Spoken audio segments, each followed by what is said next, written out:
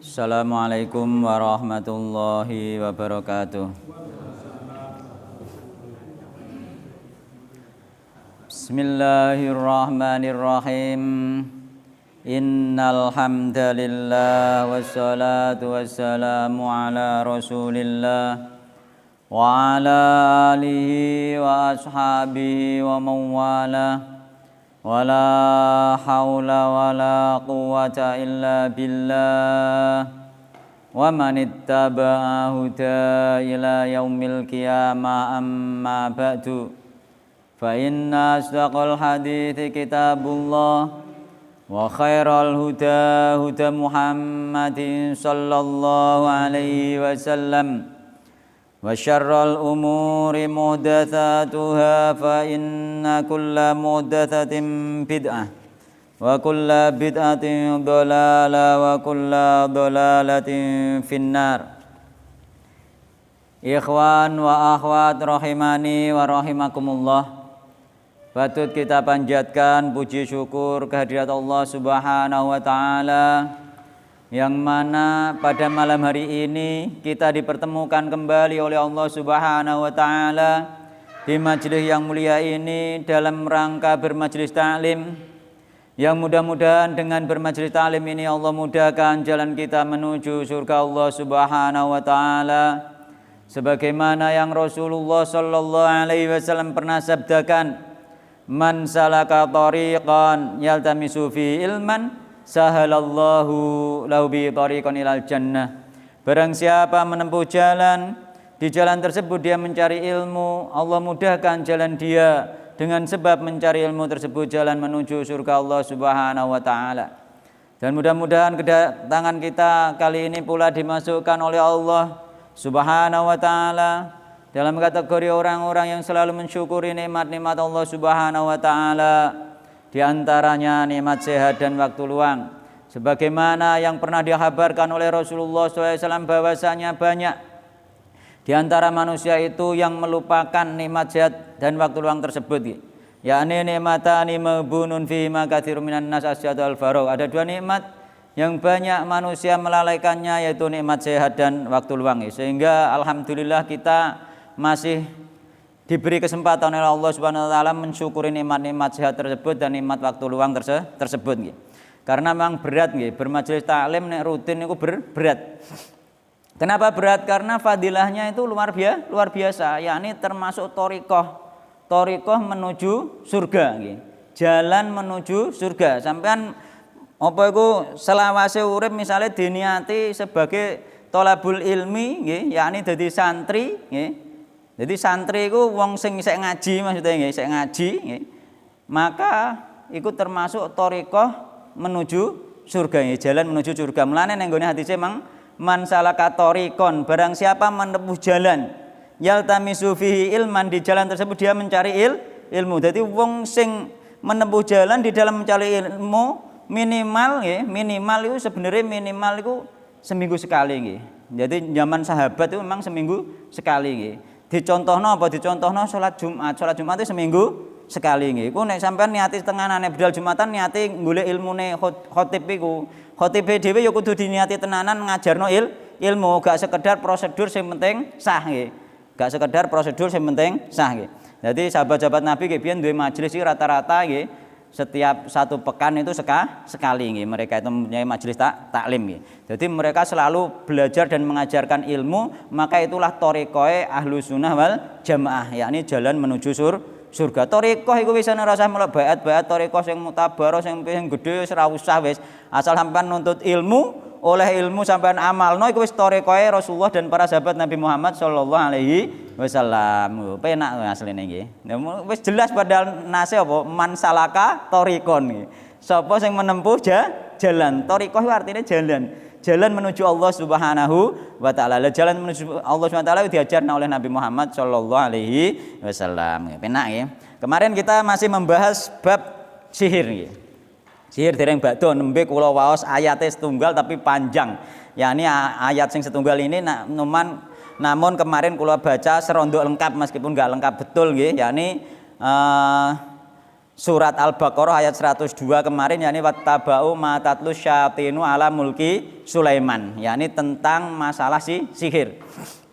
Ya, jadi sihir kemarin itu ya, ada 3 sumber ya. Sumber yang pertama dari kitab yang dibuat oleh dukun, yang dukun tersebut mendapatkan ilham dari setan. Itu yang pertama ya. Jadi kitab sihir ya. Kitab sihir yakni apa itu sumber sihir ada 3 ya. Sumber sihir ada 3. Yang pertama kitab yang dibuat oleh dukun ya. Kesimpulannya kemarin nih ya. Kesimpulan kemarin untuk mengingatkan sing gak teko ya ben rodok roh kesimpulannya kemarin ya.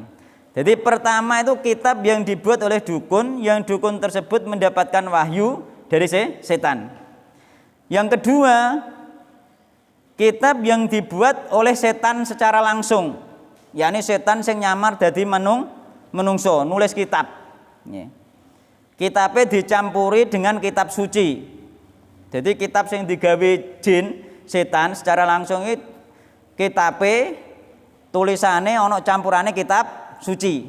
Cara ning kene ono Al-Qur'ane, mungkin bisa ono hadise, nggih, dicampur-campur nggih. Iku sing gawe jin sing nyamar menungso ning pone pada zaman Nabi Sulaiman nggih. Dan mungkin pada zaman Nabi Muhammad SAW juga ada nggih, karena kitab-kitab mujarobat itu hampir sama persis seperti yang dibuat pada zaman kerajaan Nabi Sulaiman. Jadi kitab mujarobat itu nggih. Kitab mujarobat sing ning kono isine misalnya hitung-hitungan dino dan lain sebagainya itu enggak ada sumbernya dari Al-Qur'an dan enggak ada sumbernya dari hadis nggih. Hitungan dino-dino iku. Lah inilah sing mungkin wahyu dari setan. Sing kedua kitab mujarobat sing ning kono ana ayat-ayat Al-Qur'ane. Inilah yang dikamuflase oleh jin yang nyamar menjadi menungso pada zaman Nabi Sulaiman, yakni ayat-ayat suci ditulis terusan ayate dekne yakni rapalane setan memang juga ditulis dicampur nih.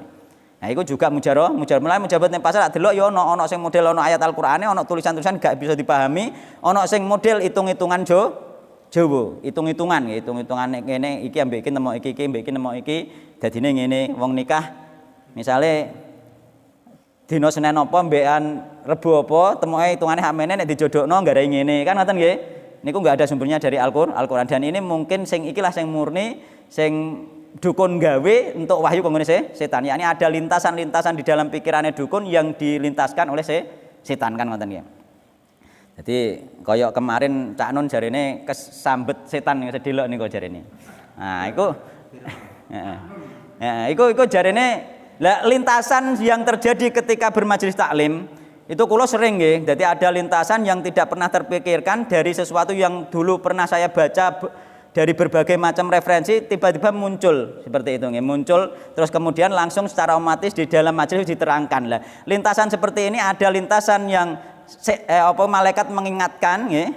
Mungkin dari yang dibaca-baca dahulu atau yang didengar-dengar dahulu atau bisa jadi lintasan tersebut bisikan dari setan kan seperti itu nggih. Jadi keluar dengan sendirinya. Kula sering ngoten pas kajian ini sesuatu sing gak tak anggit omah, gak tak rancang kok metu kan ngoten nggih.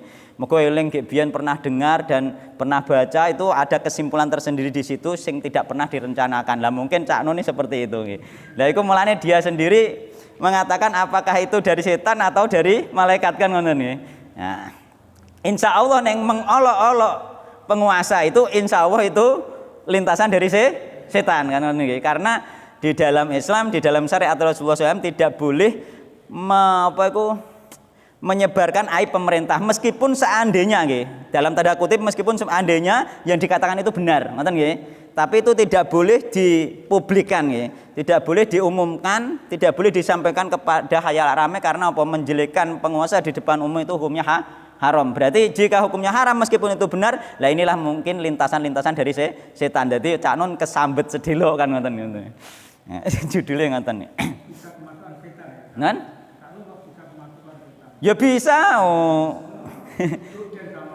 Enggak, siapapun itu bisa kemasukan bisikan setan, siapapun bisa. Karena setan itu membisiki hati seseorang, ya. Lintasan-lintasan itu masuk ketika dia tidak berzikir kepada Allah, maka setan masuk. Ketika dia berzikir kepada Allah, malaikat yang masuk. Seperti itu terus gonta-ganti terus dan itu bergantian terus. Karena kita itu sering lupa dan ingat, lupa dan ingat. Ketika kita lupa, setan masuk. Mulanya kita itu meskipun sekhusyuk apapun pasti selalu berbuat dosa setiap hari itu pasti. Karena apa? Kita itu sok-sok ingat Allah, sok-sok lupa, sok-sok ingat, sok-sok lupa. Nggak bisa continue terus menerus sehingga kita pasti melakukan dosa ya. Nah, wahyu dari setan ini kepada dukun ditulis dalam kitab, kemudian menjadi mujarobat itu, maka itulah termasuk diantara ilmu sihir. Jadi sumbernya, yang ketiga sumbernya dari malaikat yang diturunkan oleh Allah Subhanahu wa taala di negeri Babil, yakni Babilonia, Irak. Di Irak, turunnya yang Irak. Jadi yang diturunkan kepada malaikat oleh Allah Subhanahu wa taala. Malaikat mendapatkan wahyu dari Allah untuk mengajarkan sihir sebagai ujian kepada manusia.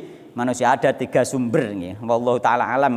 Masalah detailnya yang jelas ketika orang-orang itu ternyata di dalam kehidupan sehari-hari itu lebih berpedoman kepada mujarobat daripada kepada Al-Quran dan hadis, maka itu disamakan di dalam surat Al-Baqarah kemarin disamakan dengan orang yang meletakkan kitab di belakang punggung. Jadi wong Jawa terutama Indonesia itu sing kula ngertos kebanyakan mereka lebih percaya kepada mujarobat daripada Al-Quran dan Sunnah Rasulullah Shallallahu Alaihi Wasallam. Ini menunjukkan bahwa mayoritas umat Islam di kalangan kita itu masih meletakkan kitab Al-Quran di belakang punggung. Seperti itu kesimpulannya kemarin. Belakang punggung. Yang malaikat tadi yang maruf itu. Nah, malaikat kok malah menyebarkan sihir? Itu di dalam surat Al-Baqarah kemarin dijelaskan dalam rangka Allah sengaja menurunkan malaikat untuk mengajarkan sihir dalam rangka menguji manusia saja. Dan sebelum diajari dikandani aku iki ujian kanggo sampean konggone Allah, sampean aja belajar sihir. Nek sampean belajar sihir kafir, dinasihati dulu. Hanya ujian saja ujian. Memang disengaja oleh Allah menurunkan ilmu sihir untuk menguji manusia. Ngoten nggih. Manusia ne pancet ngono. Nggih. Heeh, wis dikandani nek sampean belajar kafir, sing gak belajar mukmin, hanya menguji saja nggih itu. Hanya menguji saja. Kan diperintah oleh Allah. Untuk menguji. Untuk menguji. Jadi itu di surat Al-Baqarah. Nanti jenengan buka. Pengertian di surat Al-Baqarah 102 itu hubungannya dengan harus maruf dengan malaikat itu. Kadang saya lihat di tafsir itu bingung. Jadi malaikat itu bener toh orang mengajarkan sih. Nggih, nah itu alasannya tadi dalam rangka menguji Allah menguji untuk menurunkan ilmu sihir lewat malaikat nggih. Menurut Pak Sukino nggih. Menurut Pak Sukino nggih. Pak Sukino dipun. Kalau Pak Sukino malah enggak percaya ada sihir. Nah, wis pun. Wa qauli ta'ala, nanti ada jenis-jenis sihir. Bahkan sihir itu nanti ada tingkatan-tingkatan nggih. Sihir itu ada tingkatan nggih. Jadi kenapa bab ini nggih? Kenapa bab ini dihubungkan dengan bab tauhid, pembahasan tauhid nggih? Karena kebanyakan dari macamnya sihir tersebut nggih tidaklah berakhir kecuali dengan kesyirikan nggih. Dan bahkan apa mempelajarinya saja sudah kafir nggih. Karena apa? Menjadikan perantara arwah-arwah yakni setan-setan untuk mencapai maksud sihirnya nggih. Maka di antara mereka itu ana sing apa? Ana sing melakukan sesuatu nggih untuk mendapatkan bantuan dari setan. Maka tidaklah sempurna nggih tauhid seseorang meskipun ada sedikit tentang sihir. Yakni sihir itu macam-macam, ana sihir sing gak nggari kafir ana. Mergo jamak ana sihir sing gak nggari kafir. Yakni sihir sing gak mengeluarkan dia dari Islam, yakni gak sampai musyrik, gak sampai kafir. Yakni apa? Namimah, adu domba. Adu domba disebut dalam hadis masuk kategori sihir. Nanti bab selanjutnya nggih niku, yakni apa macam-macam sihir, di antaranya namimah, di antaranya kefasihan di dalam berbicara. Nanti keterangannya insyaallah ning bab berikutnya tentang macam-macam sihir nggih. Kalau ya Ustaz jelas kalau di Quran nggih. Itu tertera jelas sihir itu ada. Nggih. Sihir itu ada. Nah, yang saya tanyakan bagi kelompok tertentu atau orang tertentu yang tidak percayai adanya sihir sihir tidak percaya, Nggih. itu hukumnya gimana? Kalau nggak percaya? Ya termasuk ingkar Al-Qur'an. Nggih. Mulane kelompok mereka itu kalau diteliti secara mendalam itu ingkarus sunnah bereng. Nggih, ingkarus sunnah nggih, ingkar Al-Qur'an sebenarnya. Nggih, mendustakan Al-Qur'an. Mendustakan salah satu dari ayat Al-Qur'an saja itu sudah mendustakan Al-Qur'an secara keseluruhan. Itu bagi mereka yang berilmu di kelompok tersebut maka bisa dikatakan kafir. Karena apa? Karena apa itu tidak mengimani ayat Al-Qur'an yang sudah jelas dan bahkan ada nas hadis Nabi Muhammad Shallallahu Alaihi Wasallam tentang bahwa di situ Nabi Muhammad SAW juga kena sihir, terusan turunlah ayat Al-Qur'an Anas Al-Falaq Al-Ikhlas tersebut itu. Jadi itu sudah nyata dan jelas di kalangan para ulama dan semua ulama bahkan para sahabat tabiin semuanya percaya sihir. Jika ada yang tidak percaya maka dari suatu kelompok tersebut yang berilmu di kalangan mereka maka dia bisa kafir. Tapi orang awamnya jangan dulu. Seperti itu. Orang awamnya nih jamaah yang memakai wong awam itu jangan dikatakan kafir. Yang kafir itu mereka yang berilmu. Yang berilmu lah seperti itu. Wallahu ta'ala alam. Karena tidak mengimani sihir. Gak mengimani salah satu dari ayat Al-Qur'an. Kalau tidak mengimani sihir secara tertera dalam Nggih. Murtad. Nggih. Secara hukum murtad. Namun untuk menegaskan si A ini pemimpin ini yang bermurtad harus ditegakkan hujah dulu. Untuk mentakyin per orangnya itu dihujah dulu. Kalau hujah tidak kita global saja bahwa yang tidak beriman secara umum murtad seperti itu. Untuk mentakyin per orangnya harus didakwai dulu. Didakwai dulu nih. Seperti itu. Enggak bisa kita langsung memvonis per orangnya nih, umum saja. Dengan ayat yang lain ya kita lihat di surat Al-A'raf Nggih. ayat 40. Nggih. Siapa yang menciptakan ayat-ayat Heeh. maka orang itu masuk ke neraka khalidina Nggih, nggih kafir. Cuma kan kenapa kita tidak bisa mentakyin nggih? Karena bisa jadi ada syubhat di kepala mereka. Sehingga syubhat tersebut menghalangi, sebenarnya dia meyakini ayat Al-Qur'an tersebut, cuma ada syubhat yang menghalangi. Sehingga syubhat ini ketika bisa disingkap dan ternyata masih tidak mau beriman baru dia kafir. Ya sing mendakwai harus ilmu dan kedudukannya harus setara paling tidak atau di atasnya. Nek wong kroco-kroco ya dia gak ngandel kan ngoten. Dan kita tidak bisa menegakkan hujah di depan mereka kan seperti itu. Intinya kita harus hati-hati untuk mentakyin si A kafir si B kafir seperti itu. Thariqah Ahlussunnah wal Jamaah seperti itu. Hingga para ulama, makanya para ulama itu mengkafirkan kelompok itu secara global saja tidak per individu seperti itu. kita tidak sampai terutama tapi karena tidak mempercayai ayat Allah ini yang bahaya. Nggih. Nggih. Makanya kita hati-hati nggih, jangan ikut nggih. Jangan ikut-ikut nggih. Bon. Wa qouli ta'ala ayat Allah selanjutnya nggih. Wa qouli ta'ala yu'minuna bil jibti wat taghut nggih. Iku ayate potongan nggih. Yakni ayate alam taro nggih. Ilal ladina utu nasiban minal kitabi yu'minuna bil jibti wat taghut nggih. Yakni alam taro nggih. Bukankah nggih? Alam taro weruh sira wahai Muhammad ilal ladina maring wong akeh utu kang den paringi sapa alladzina nasiban ing bagian mel kitab saking kitab yakni wong Yahudi bin Nasrani yu'minuna nggih kang iman sapa Yahudi Nasrani bil jibti kelawan jibet. Jibet kemarin apa jibet niku? Jibet itu semua yang disembah selain Allah. Yakni apa? Patung, berhala, dukun, tukang sihir dan lain sebagainya nggih. Mbah-danyang itu masuk kategori jibet. Yakni semua yang disembah selain Allah. Wa taghut lan taghut. Semuanya ini adalah sonamani li Quraisyin. Patung-patungnya yakni patung-patungnya wong Quraisy. Wa taghut itu taghut artinya setan. Yakni semua yang melampaui batas. Setan baik jenis jin maupun jenis menungso. Itu taghut.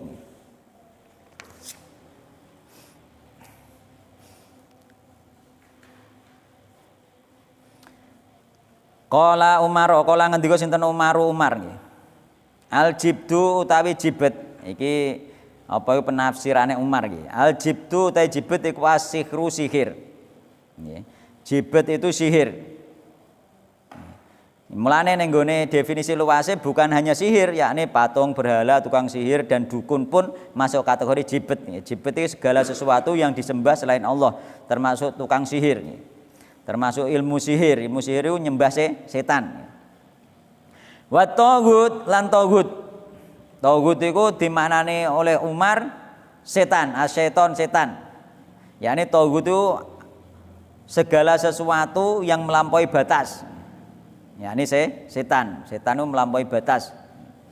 Jadi menungso pun yang melampaui batas sudah jadi setan. Mulane setan minal jinnati wan nas. Dari jenis jin maupun menungso. Mulane dibisiki setan itu kita berlindung dari Allah itu dari jenis jin manusia juga. Koncomi kadang iso bisiki ngajak elek kan ngono ya. Ngajak elek. Allah sok suci ngono wae. Nah ayo bedal kan ngono. Nah ayo bedal ngono wae kok. Dijak budal konser misalnya kan ngono. Nah, itu juga setan itu, setan dari jenis menungso.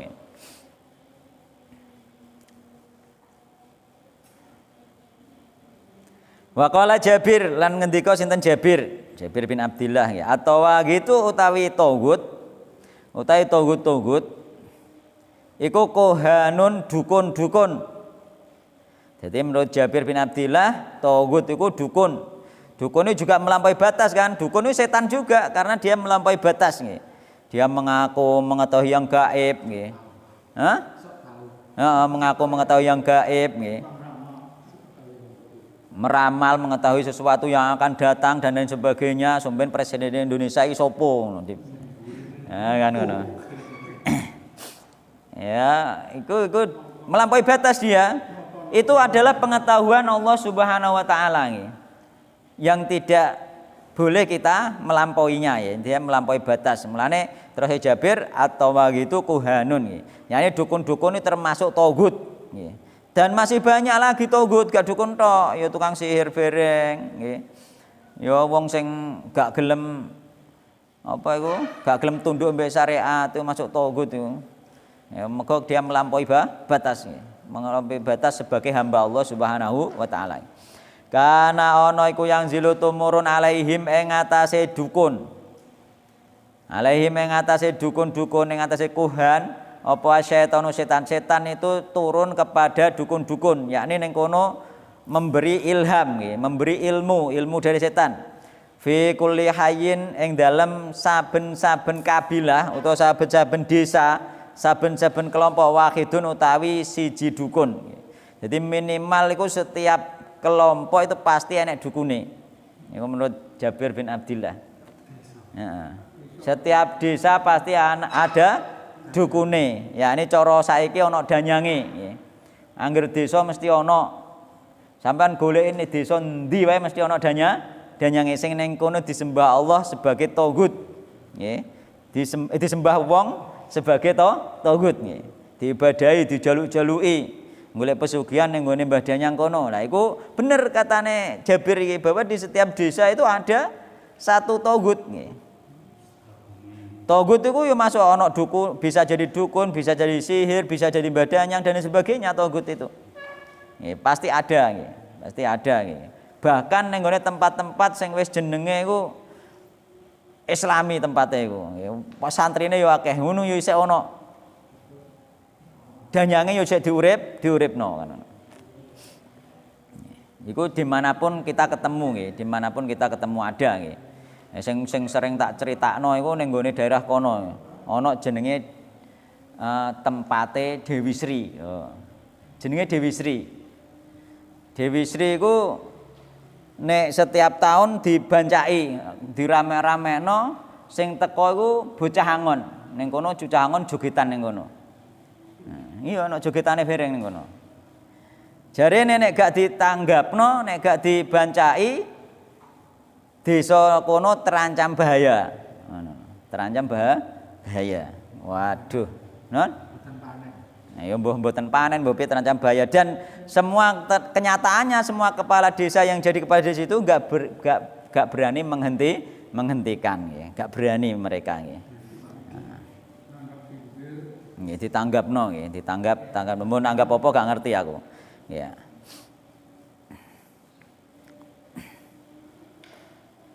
Aku roh tempatnya dibangun apik kok kaya piye ya. Sakral banget bangunane iku nggih. Sakral banget dicat kaya model kuno ngono nggih. Kula sering liwat riyen mriku nggih, sampai mendek bareng tak perhatekno tak delok. Daerah Parengan lah. Nggih, daerah Parengan. Lah iku masuk kategori iki, masuk kategori danyang nggih. Danyang nggih.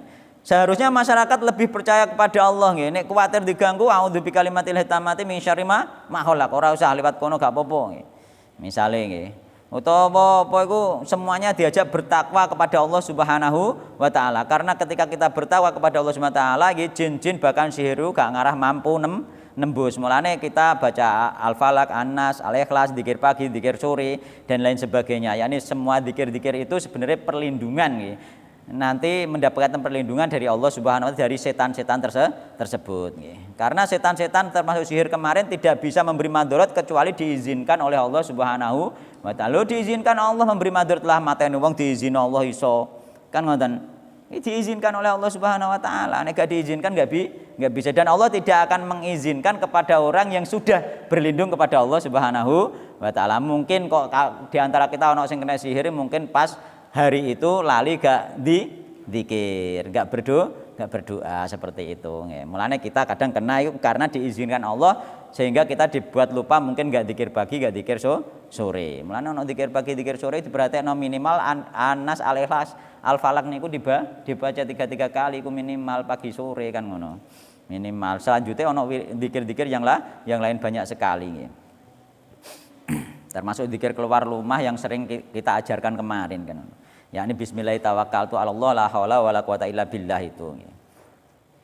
Dijaga Allah, dilindungi Allah, diberi hidayah Allah dan lain sebagainya.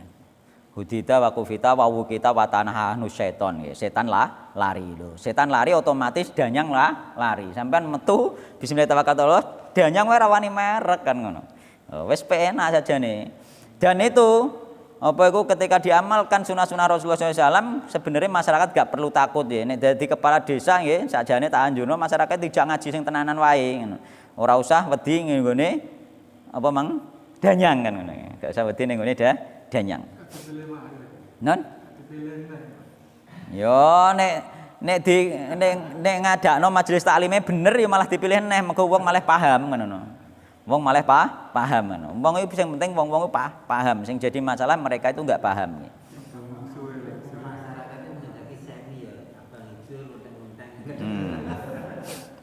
Mulane pembangunan itu dari bawah nggih. Pokoke diajarno ke masyarakat. Engko dengan sendirinya akan berhenti kok. Misalnya satu desa itu kok bertauhid kabeh kan dengan sendirinya mandek to iku, gak payu to. Takut nggih. Wallahu taala alam sing penting terserah Allah Subhanahu wa taala nggih. Wa Nabi Hurairah radhiyallahu anhu anna Rasulullah sallallahu alaihi wasallam qol. Ijtanibus sab'al mubiqat. Ijtanibu ngedono sapa sira kabeh asab'a. Ing perkara 7 al mubiqati kang membinasakan. Dadi perkara 7 sing membinasakan kon ngedoyo karo Rasulullah sallallahu alaihi wasallam. Dijauhi iki nggih perkara 7 iki. Qalu matur para sahabat ya Rasulullah wa Rasulullah. Wa ma hunna wa malan iku apa to hunna utahe perkara 7 mau sing harus kita jauhi wa Rasulullah. Qala matur sinten Rasulullah sama asyirku billah. Membinasakan kenapa? Syirik, karena syirik mengeluarkan dari Islam pasti orangnya binasa nggih. Karena tidak dijaga oleh Allah Subhanahu wa taala, dipasrahno ning gone sing disyirikno, dipasrahno ning gone jin, ning gone setan dan besok di akhirat masuk neraka sehingga ini perkara yang membinasakan nggih. Yakni asyirku billah, menyekutukan Allah Subhanahu wa taala. Yang kedua wasihru sihir. Sihir juga membinasakan nggih. Karena apa? Juga mengandung kesyirikan nggih. Dua sisi kesyirikan dari sihir diantaranya apa? Meminta bantuan setan. Nggih, sihir itu juga mengandung kesyirikan. Mulane dijejerno asyirku billah karena sihir itu juga mengandung kesyirikan nggih. Yakni bisa secara umum sihir itu bisa mengantarkan kepada kesyirikan karena pertama dia itu meminta bantuan setan dan bergantung kepada setan, bergantung kepadanya. Bergantung ning setan wisan ndekne. Nah nek apa tunggale wong hitung-hitungan bareng dhewe bergantung ning hitungan iku mau wis ya yakin nek uripe penak nek hitungane bener kan ngono. Nah, kan wis bergantung ning kuwi malah gak bergantung ning Allah Subhanahu wa taala. Kepada setan dan terkadang mendekatkan diri kepada setan dengan sesuatu yang dicintai oleh setan ya agar dibantu. Ya, jadi seperti itu. Tukang sihir juga mendakwakan diri mengetahui yang gaib, mulane dia masuk kesyirikan menandingi Allah Subhanahu wa taala. Baik mengetahui gaib tadi dengan hitungan, dengan tanda-tanda alam, yakni misalnya dengan bintang-bintang. Dengan apa itu bintang-bintang itu hitungan apa perbintangan yang tidak ilmiah nek ilmiah nek ilmiah tapi nek ilmu perbintangan itu enek sing ilmiah enek sing mboten nanti ono ning bab tentang ilmu perbintangan ning guri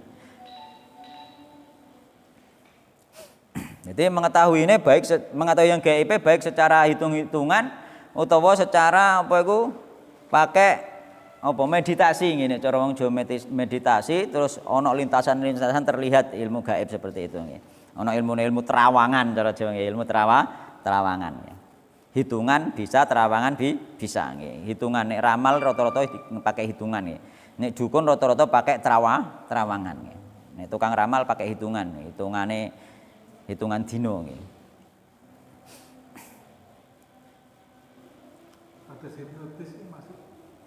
Hipnotis masuk kategori sihir kemarin kita bahas hipnotis itu masuk kategori sihir karena sihir dia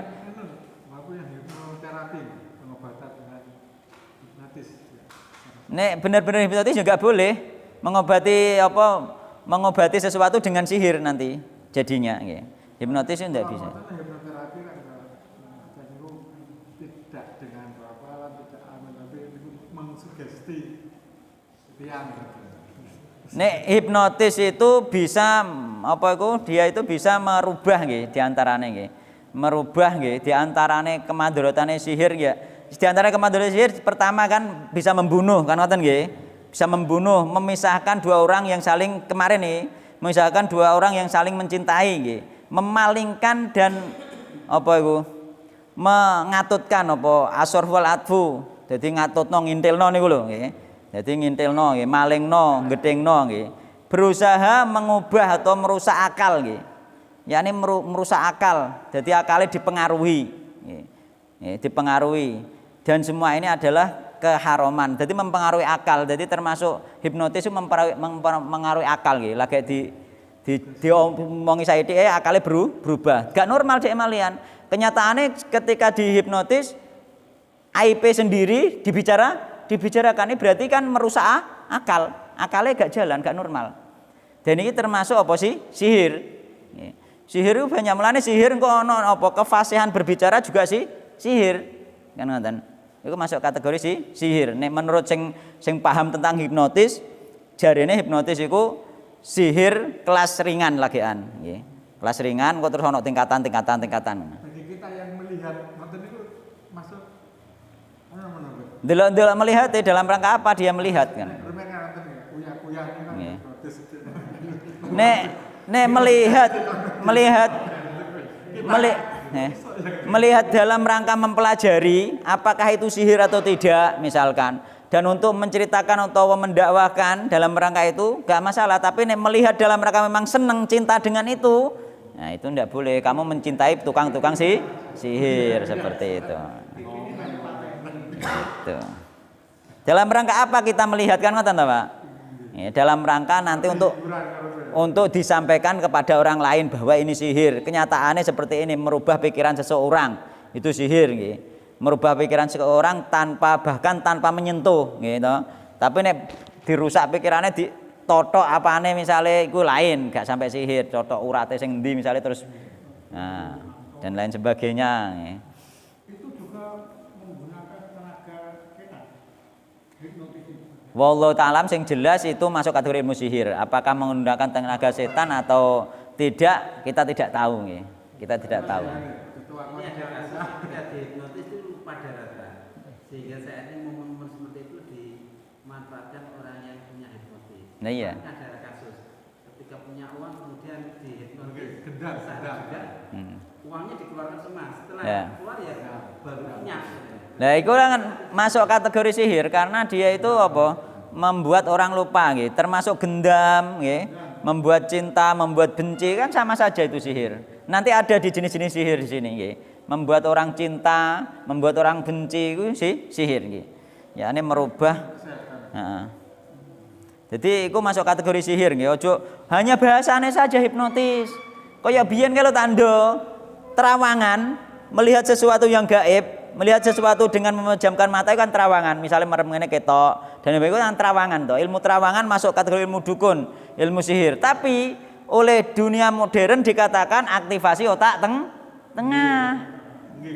Hanya namanya saja ngoten lho nggih. Hanya namanya saja dirubah aktivasi otak tengah. Lah engko padha wae engko rokok didarani madu hitam kan ngono kok. Padahal itu rokok bukan madu kan. Aktivasi otak tengah seolah-olah ilmiah padahal itu sihir yakni ilmu terawangan seperti itu hanya dirubah saja.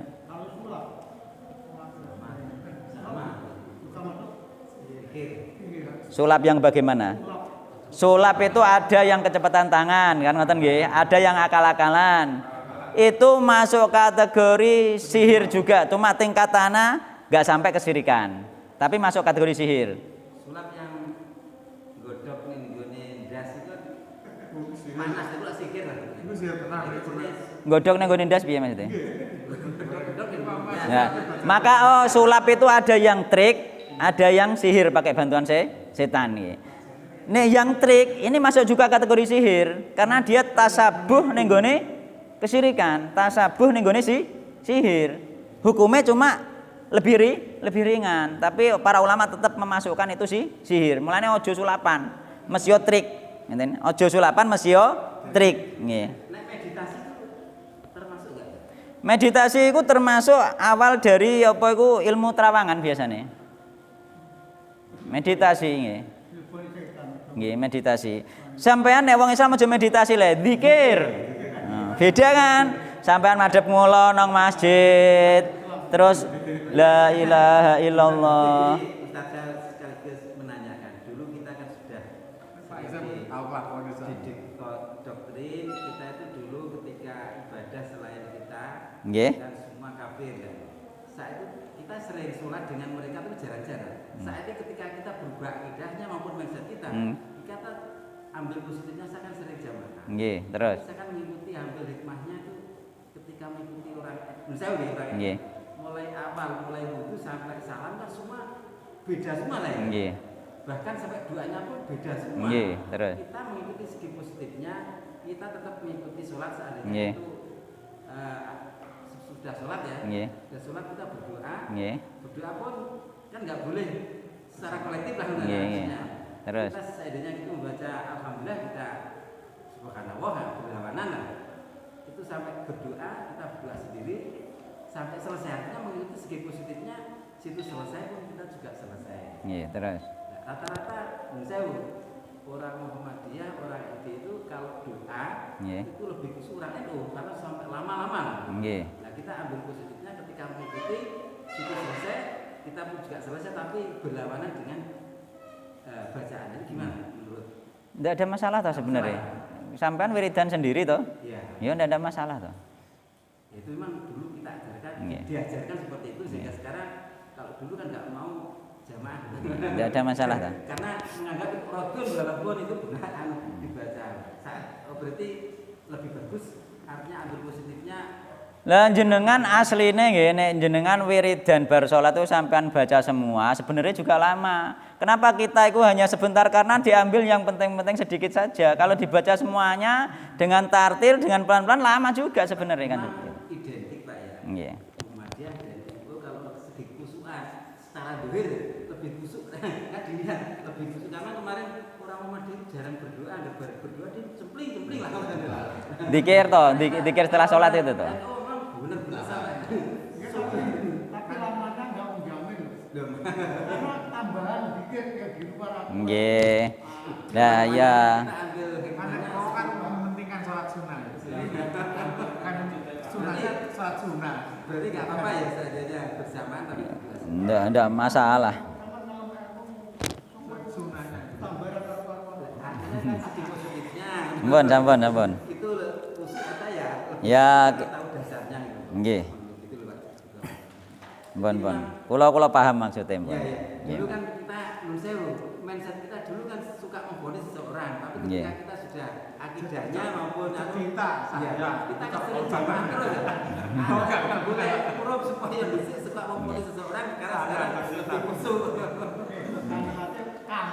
Nggih. Bon. Yang jelas nggih. Meskipun berbeda mungkin dalam hal wudhu dan sebagainya, yang jelas kita tidak boleh memvonis bahwa wudhu mereka tidak sah, sholat mereka tidak sah, cuma tidak sempurna ya. Karena apa? Sebagaimana wudhu yang penting mengusap kepala sedikit sudah sah, itu memang secara hukum fikih memang sah. Karena kepala, yang namanya kepala itu misalnya sampean dikeplak kene yo kepala itu secara hukum fikih sah. Namun secara sunnah yang sempurna itu diusap semuanya, sehingga wudhu mereka sebenarnya juga sah, cuma kurang sempurna seperti itu. Sehingga yang penting itu kita tidak mengadakan mereka itu sholatnya tidak sah, itu yang penting ya. Kita harus hati-hati. Ya. Bon ya. Jadi kita disuruh menjauhi Nabi, yang pertama tadi syirik, yang kedua sihir, karena sihir masuk kategori kesirikan. Terus waqatlun nafsi allati haramallahu illa bil haq, dan kita disuruh menjauhi membunuh jiwa tanpa hak. Karena membunuh satu jiwa itu menurut Islam lebih berharga daripada Ka'bah. Jadi satu jiwa itu lebih berharga daripada Ka'bah. Bahkan hukumannya membunuh jiwa tanpa hak kepada orang non Islam saja itu hukumannya lam yarih raihatal jannah, tidak mencium bau surga. Misalnya membunuh non Islam tanpa hak, misalnya orang di medan perang dan lain sebagainya. Man qatala nafsan mu'ahadan lam yarih raihatal jannah. Jadi barang siapa membunuh kafir yang ada hubungan perjanjian damai dengan orang Islam, yakni tonggo nemong kafir kok mbok pateni, lam yarih raihatal jannah, tidak akan mencium bau surga, yakni sampean terancam masuk neraka meskipun tidak sampai kafir keluar dari Islam ya. Kisos itu nanti apakah dia bertobat atau tidak? Karena kisos juga karena konangan dihukum, tapi dia apakah dia itu tobat atau tidak, kan ngono. Itu kan hukuman secara dohir sebagai efek jera di dunia efek jera untuk yang lainnya. Tapi yang dikisos itu apakah dia itu tobat atau tidak kan kita tidak tahu. Apa dia dikisos karena terpaksa kan? Karena wis konangan di sidang kena dikisos kan ngono kan. Apakah dia tobat atau tidak kan kita tidak tahu nggih. Ketika dia bertobat ya insyaallah disepuro karo Allah Subhanahu wa taala kan ngoten. Niku nanti ulama juga merinci apakah dia itu tobat atau tidak kan seperti itu nggih. Ya, ditebus sak mono kae iku. Wa aklur riba, lan kita disuruh menjauhi riba nggih. Kenapa? Karena riba itu termasuk dosa besar. Termasuk dosa yang dilaknat oleh Rasulullah Shallallahu Alaihi Wasallam. Jadi la'ana Rasulullah SAW akilar riba. Rasulullah SAW melaknat orang yang memakan riba. Wa mu'kilahu, Rasulullah juga melaknat orang yang memberi makan riba. yakni wong sing bungani nggih. Jadi wong sing ngutangi mbek wong sing diutangi dilaknat karo Rasulullah SAW nek unsur utangnya iku pakai riba nggih. Wa katabahu, dan juga Allah melaknat orang yang mencatat, yakni pegawene. Mulane ana pencatat. Kan ana pegawene kan iki gaji untuk gaji pegawai terus piye kan ngoten nggih. Sistemnya saja dirubah, jangan sistem riba. Kan bisa kan? Dirubah sistemnya dengan sistem yang tidak riba kan. Wa syahidai fihi, saksine, dua saksine juga dilaknat oleh Rasulullah sallallahu alaihi wasallam. Bahkan ning gone Al-Qur'an iku wong sing mangan riba iku wonge uripe kaya wong kesurupan setan gitu. Jadi alladzina yaquluna riba la yaqumuna illa kama yaqumul ladzi yatakhabbatuhu syaitanu minal mas. Jadi wong sing mangan riba itu tidaklah dia berdiri nggih sebagaimana berdirinya orang yang kerasukan setan. Ya kerasukan setan nggih, dimasuki setan. Mulane yatakhabbatuhu syaitan minal mas, dari penyakit jiwa. Saya stres terus dimasuki setan, disentuh setan ya, yani intinya disentuh setan, kerasukan setan itu. Ya ini apa wong sing mangan riba iku uripe ora ngarah tentrem jiwane nggih. Ra tentrem kaya wong sing kemasukan setan, wong stres ge ingi lagi ono iki. Tanggoku ono sing stres iki. Strese iku ya ngono, moro-moro kan mungkin apa iku kebutuhan yang banyak nggih, duwite ternyata ceritane duwite bojone mergawe sampai sak wulan gak muleh, ternyata duwite ditipu kancane muleh gak nggo duwit, omah wis ngenteni mungkin utang ning tanggane sakeh. Akhire ngitungi driji ngene wonge. Ngitungi siji engko moro-moro nguyude moro-moro ilang tanggane sawah-sawahan. Moro-moro ngono malian. Jadi gak tentram hidupe wong kesurupan. Jadi dia karena stres mungkin terus kesusupan setan. Wong kesusupan setan iki ngono ku. Gak tenang. Jadi kehidupannya gak tenang. Termasuk bahkan bukan yang makan riba, yang memberi makan riba karena dilanat oleh Rasulullah SAW. Sing wong kredit itu rata-rata itu wongnya gak tenang uripe. Mergo ono gruduk isek kurang wae akhire kan ngono. Nggih. Belayu pelayon uripe sak rohku. Dadi termasuk tanggoku iku sing ngutangi ge biyen maune 1 juta. Saiki sampai pirang atus juta. Iku hidupe tak delok iku mergawe wae hidupe. Isek tenang wong sing ngene iki gak ndek apa-apa padahal dia duwe mobil, duwe apa duwe tapi sibuk terus ngono uripe. Sibuk terus. Sibuk terus ya. Wong ngene-ngene iki padahal ora mobil yo elek ngono ku wae, sudah motor yo elek ngono tapi kan tenang, iso santai, iso kajian bareng ngene, iso santai nggih kan ngono. Ya, itu termasuk apa itu makan riba. Mulane diancam oleh Rasulullah SAW, tapi harus dirinci nggih riba itu. Apakah itu benar riba atau tidak gitu. Wa aklu malil yatimi dan juga makan harta anak yatim. Ya, makan hartanya yatim juga tidak boleh. Wa tawalli yaumaz zafi nggih. Berpaling dari medan perang. Ya, ini wis berhadapan-hadapan sampean berpaling itu dosa besar nggih. Wa qadzful muhsanati nggih, menuduh zina nggih. Ya ini apa itu menuduh zina orang-orang yang baik yakni apa itu wanita yang menjaga kehormatane musonati nggih. Jadi menuduh zina wanita yang menjaga kehormatan nggih. Al-ghafilat wanita yang tidak tahu menahu tentang apa yang dituduhkan. Dia gak ngerti dia dituduh. Dia orang lakoni kan ora ngerti dituduh. Wal mukminati yaiku wong-wong sing beriman wong wedok yang beriman. Jadi iku termasuk dosa gede nggih nuduh nggih. Karena apa? Sing nuduh iku mau nek gak duwe bukti, gak duwe saksi malah kena hukumane wong sing zina kena dekne. Yani ikut dicambuk. Malah sing nuduh malah sing dicambuk. Sing nuduh malah sing dicambuk. Mulane nek gak ngerti, mulane nek ana wong apa iku ketoke zina lah sampean nek gak duwe saksi wis ora usah bondo, wis meneng ae wae kan ngono. Wis meneng ae ora roh kan ngono.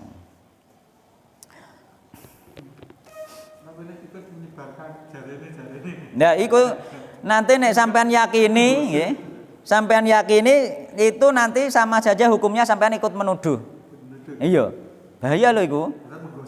Iya, kan sampean padha menuduh iku.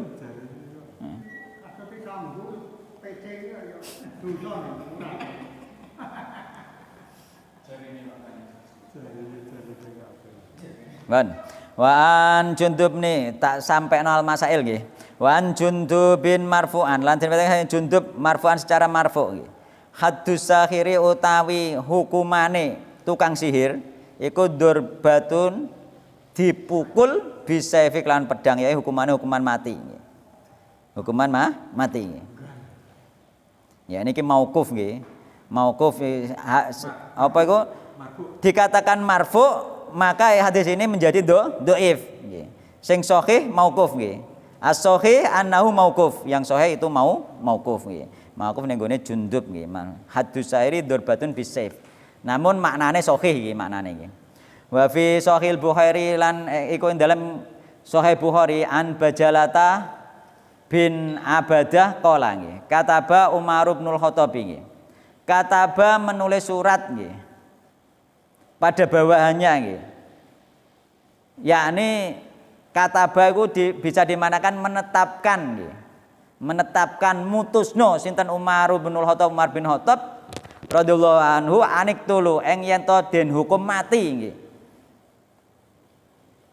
Anik tulu ing yen to ngukum mati nggih. Sapa sira kabeh kula sahirin ing saben-saben tukang sihir wa sahiratin lan tukang sihir wedok nggih. Dadi Umar iki wis ngedhok ning zaman pemerintah Umar pokoke tukang sihir laki-laki dan perempuan dihukum mati. Jadi wis didok karo Umar radhiyallahu anhu nggih, wis didok nggih.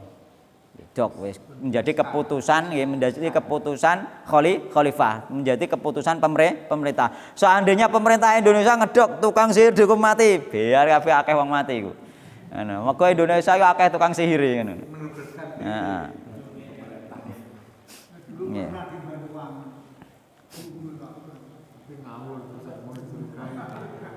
Kala ngendika nggih.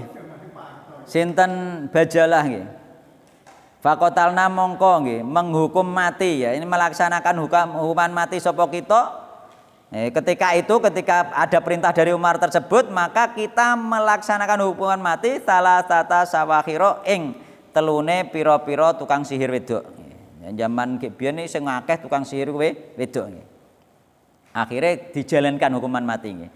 Wa sahaan Khafsah talan sahih pula dari Khafsah nggih. Radhiyallahu anha sak temene Khafsah iku amarat perintah sinten Khafsah bikot li jariyatin kelawan menghukum mati nggih. Jariyah yakni apa iku budak laha milik Khafsah saharat kang nyihir sapa budak milik Khafsah mau ha ing Khafsah. Jadi Khafsah juga pernah memerintahkan untuk dihukum mati nggih. Fakutilat mongko dihukum mati sapa Jariyah mau, tukang sihir wedok sing dadi budake mau akhirnya dihukum mati nggih. Non? Niki sing niki juga sinten nggih dereng anu lho. Anaknya Umar. Ayo, Umar bojone Nggih. Jadi beliau memerintahkan pula apa menghukum mati Jariyah nggih, yakni Jariyah itu budake beliau menyihir beliau. Wa kadzalika sahaan Jundub dan sahih pula dari Jundub yang tadi yang di atas tadi nggih. Bahwasanya pada zaman Nabi nggih, pada zaman sahabat nggih pernah terjadi hukuman mati untuk tukang sihir dan mudah-mudahan ini diadopsi pula nggih negara Indonesia besok-besok nggih. Mudah-mudahan Indonesia besok juga tukang sihir itu juga dihukum mati, tapi lewat pengadilan mesti ini kan dan menunjukkan sihirnya nggih. Gak anggere ana tukang sihir pepeh ana dok kanggo nomar anggere tukang sihir lombok pateni dhewe nggih gak boleh. Iku hak penguasa yang menegakkan hukum. Ngoten nggih. Jangan sembarangan nggih, meskipun boleh dibunuh nggih. Sebagaimana apa iku orang-orang yang murtad pada zaman Nabi yang dibunuh oleh para sahabat. Kan zaman Nabi kan nek ana wong murtad, roh murtad, sahabat kadang langsung dipateni, terus dibenarkan oleh Rasulullah sallallahu alaihi wasallam. Lah iku dibenarkan oleh Rasulullah sallallahu alaihi wasallam nek kita mau mateni yo nek murtad tenan, ngono kan gak ngerti, gak ono sing benerno. Nek zaman Nabi kan dibenerno Rasulullah sallallahu alaihi wasallam. Nek salah ya disalahno oleh Rasulullah sallallahu alaihi wasallam. Mulane tetap harus melewati hukum nggih, melewati penguasa. Wallahu taala alam ya. Subhanakallahumma bihamdika asyhadu an la ilaha illa anta astaghfiruka wa atubu ilaik. Wassalamualaikum warahmatullahi wabarakatuh.